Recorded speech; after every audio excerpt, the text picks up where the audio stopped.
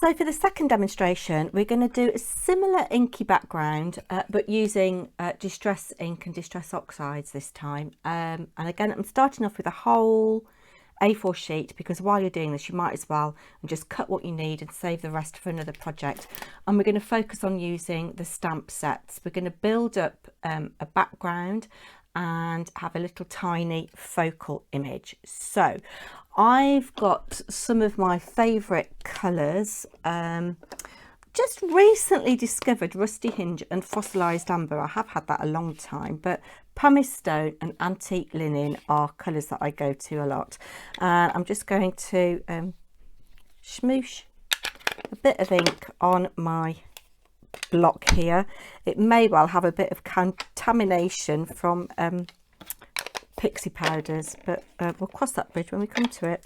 I do love pumice stone. I don't have it in the oxide, I only have it in the distress, and I want a little bit of fossilised amber. And then I'm going to spray this. Now people say to me, Ashley, why do you bother going to all this faff of using an acrylic block when you could just put the ink straight on your glass mat and dip your paper in that way? Yes, that's all well and good, but you don't get the same beading and you can't see where you're applying. This way I can see where I'm applying colour and I can judge how much pressure. So I'm just very lightly kissing the paper there, and I'm going to come in with a bit of kitchen roll and dab away the excess water, because what I don't want, yes, I've got a little bit of blue there, but never mind. What I don't want is lots of colour wash. I want the speckles. That is what I personally like. If you don't like this, then, you know, blend your colours together with a blending brush. Do what suits you. And I can see that I've got quite a lot of Rusty Hinge on here. So I'm going to wipe that clean and just come in with some more pumice stone and a little bit of antique linen.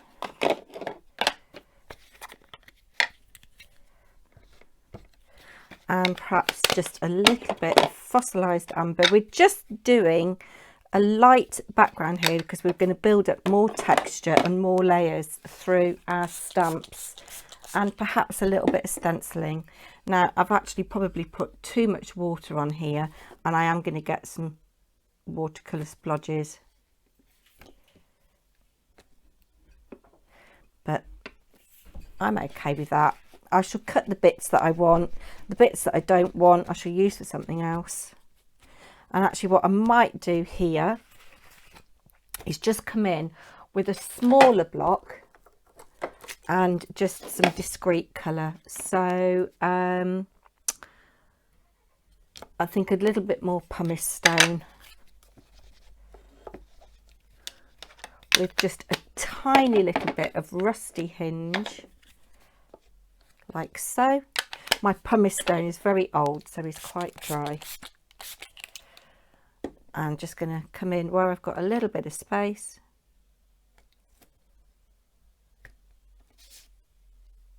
There we go.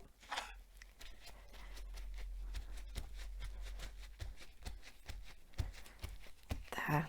Okay, and I'm actually going to leave that as that because it is just the background. What I'm going to do now, I want to work on a 15cm card blank. I've gone ahead and I've cut actually chocolate brown rather than black, makes a change from black. And I'm going to cut my layer now to 14cm square. And I'll just go ahead and do that and come back to you. So there's my piece that I've cut down, and I've got this to use for other things. And we're going to build up some texture now. We're going to use, first of all, we're going to go in with a little bit of stenciling. So I'm going to use the script stencil this time. And I'm just going to go in with a little bit. I want this to be in the background. I don't want it to be in your face. So I think we're going to use a little bit of antique linen. I'll just see what colour I've got on here already. just use this bit of, yeah, it's pretty clean. I just want this to be really, really subtle. And be careful with this because it is quite fragile. You can see I've bent a little bit here. So just going to randomly stencil a little bit of some of these circles. And I do like how you've got the choice of, actually let's just do that word there. I like that. You can recognize that as actually being the word journal. So I like how you've got the actual script, like writing letters, and then you've got the little circle bits as well, but just be very gentle. And I'm just building up little tiny bits of texture, and I think I'm going to leave that as that. You can just see the subtlety there. Then continuing to build texture, we'll just pop that out of the way. I'm going to use some of these bits and bobs from the main set. You can see that this has been well used. I love this script background, so we're going to go with a little bit of that, and my next go-to favourite is this one, so we're going to go with a little bit of that as well. Let me just find my acrylic block. Did I just put it away? Yes, I did. And again, because this is just in the background, it doesn't really matter if you don't get perfect impressions. And just to build up on the little bit of yellow we've got going on there, I'm just going to lightly use a little bit of fossilized amber and use your first and second generation. I love how it just looks like little bits of cracked paving. Have it that way, so we've got the text the right way up, and we'll just go in with a little bit more. I don't want it quite so bright, so just stamp off a little bit, and it gives that kind of aged look. So quite subtle colours at the moment. I think that's enough of that.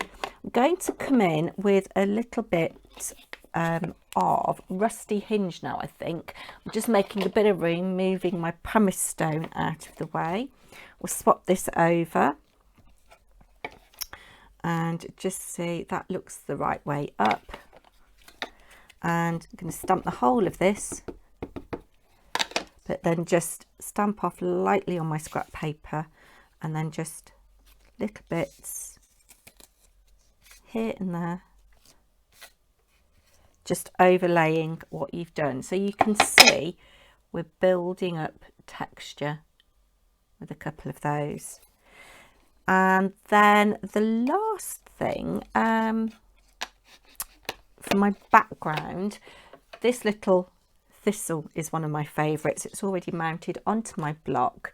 What I'm going to do is try something a little bit different. So I'm going to kind of go for kind of like a watercolor effect. So I'm using the rusty hinge again. I've stamped it on. I've applied the ink. I'm going to spray with water, stamp lightly on my scrap, and then just come in and let's get a bit of kitchen roll, blot that, so you just get a suggestion of the shape without having the full impression. Let's do that again here. So it's just a little suggestion of the shape. And I think I'm going to try that again, and I'm going to use walnut stain this time, just for a bit of depth and definition in our background. Remember that this is just the background we're making. So I quite like that washed out look. So I'm not going to stamp off this time because I want a little bit more of a visible image.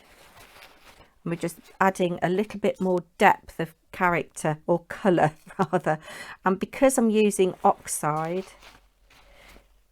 you're getting that quite nice effect.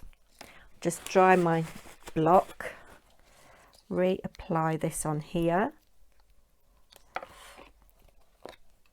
and we'll do that one more time. I think that spraying with water would be a good idea to do with a really big stamp, so you get the gist of the outline of it, and then if you stamped over it with colour, that would be quite nice. Let's put you there. So we're just getting a hint, you there, and just have a little bit of leaf up there. And I think that that is my background pretty much done. And what I'm going to do now, because I'm going to be edging this onto that chocolate brown, I'm just going to use my blending tool, just go round the edge of this with a little bit of walnut stain, just to add a little bit more definition.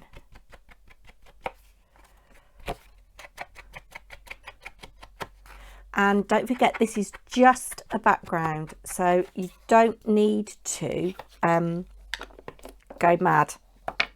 It is just a suggestion of things, but there's a lot going on there, and quite subtle vintage aged colours. I'm liking that. I'm very pleased with that. And what I also like about the script, and don't forget we've done kind of second generation, is there's a couple of ink splodges on it, and you can see those there. One of them is going to be covered up with our focal image in a minute, but never mind.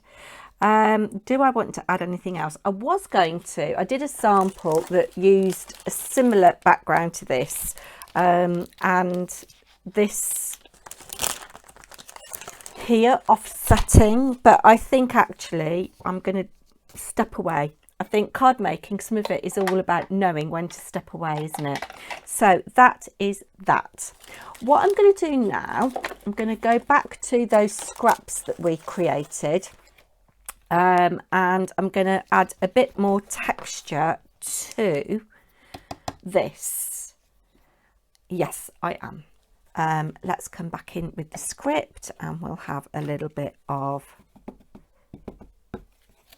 rusty hinge, just lightly like so, and just tapping off that excess. And then I'm going to come back in with my main focal image here. This is going to be my focal image, and I think I am going to stamp this as is in walnut stain.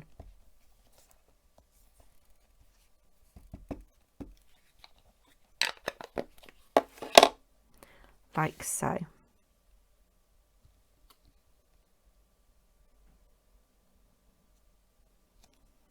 There we go.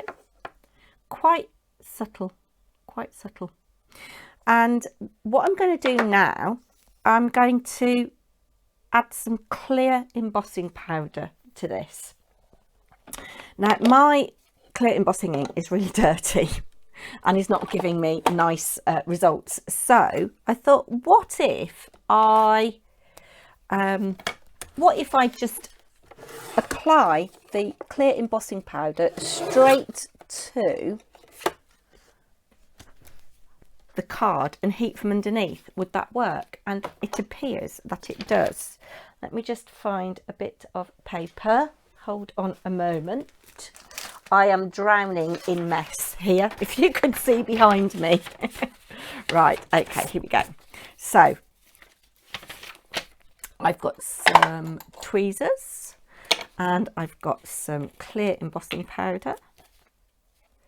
Just going to sprinkle that on. I probably don't need as much as that actually. Let's start with that much. I've got my tweezers to hold this by. Pop you there. Pop you in there. Have you out of the way. And I'm probably going to need to do this a couple of times to get full coverage, but I'm going to cut this down as well.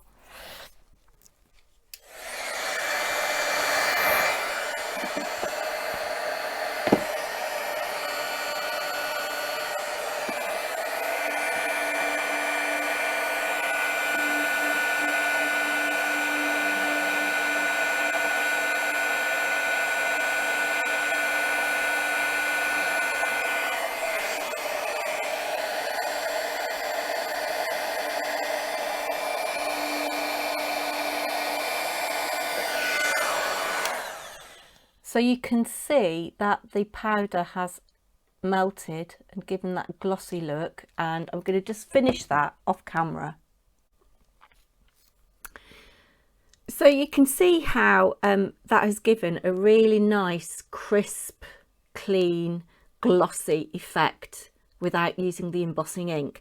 I could have used Glossy Accents, but mine is dried up. It's donkey's years old, and this obviously has the benefit of drying pretty much instantaneously. So I'm going to just trim this down so that it is square.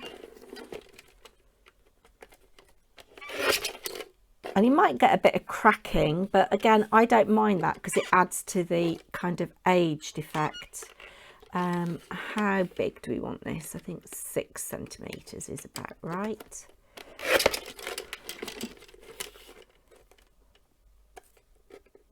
There we go. Just move those bits out of the way. And then I've got a piece of the brown card here. I'm going to cut this to just slightly bigger than 6. So I like to go between about 6 1/4. Rather than 6 1/2, because I like a narrower border. So I will just glue this onto here, and then we'll talk about the final bit of the card. So I've glued that to there, and in doing so I've actually cracked this, but you know, I don't mind that. And I'm thinking I could actually, if I had more time, manipulate it more and get lots of cracks so it looked like broken glass. I was going for kind of an enamel tile kind of look, but yeah, I'm happy with that. And I think what I'm going to do, just because this doesn't sit flat, I'm going to just put some pads on the back and raise this up to give it a little bit of dimension. One more. We have been a long time, I am sorry.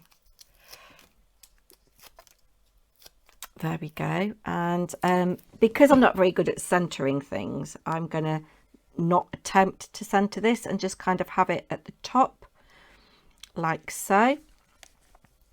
Now, I don't think that you have to have a sentiment on every card that you make, but we will put a sentiment on this. And there are several that you can choose from, and you can isolate different words as well, which if you look at the samples that I've made, I think they're on the website somewhere.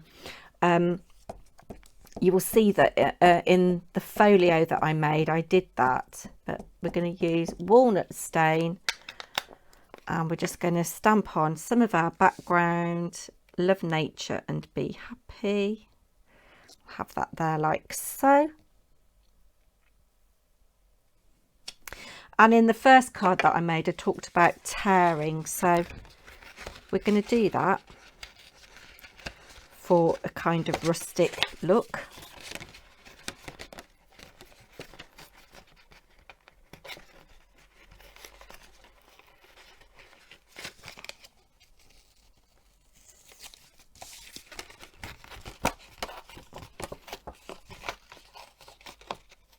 There we go. Now I've got that out of the way, I can tear a bit closer. But I think both of these cards would be suitable for men and women. I mean, maybe not this flower in the centre of this. I mean, the colourway is certainly quite masculine. But if you used one of the ferns, that would be good, wouldn't it? Let's just tear a bit of this excess off here. And I think we'll just go round. Where's my blending tool gone? Don't know. I've got this one handy. Let's just use this a little bit just to rough up those edges. I need to have a jolly good tidy up after this. Right, and I think we'll have that like that there, like so. I'm going to use this pink frog glue.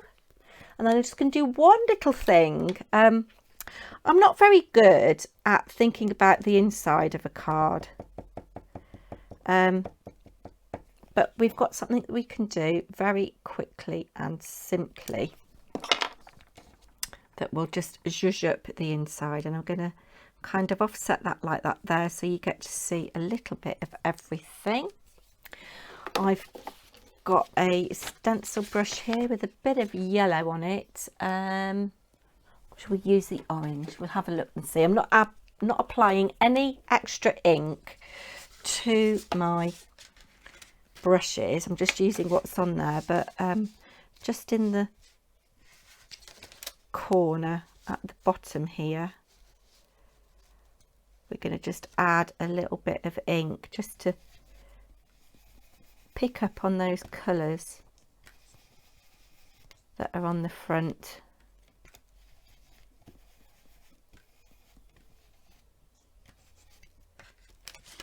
And there we've got just a little hint of something inside, and obviously you could add a sentiment inside if you wanted to.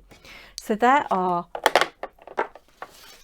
our 2 cards that we've made today using the collection from Nature's Beauty, which is my first ever capsule collection. I'm super excited, and I hope that you have enjoyed these demos and that you will consider purchasing these products, and comment on the video what you think. And there's the card from the first demo. I'd like to thank Practical Publishing for hosting this competition that I won last year and giving me the opportunity to design these products, and thank you to everybody who voted for me on the Craft World website. It means a lot. I cannot tell you how much, so thank you so much. I shall enjoy using these products for many years to come, I'm sure. Take care everybody. Bye now.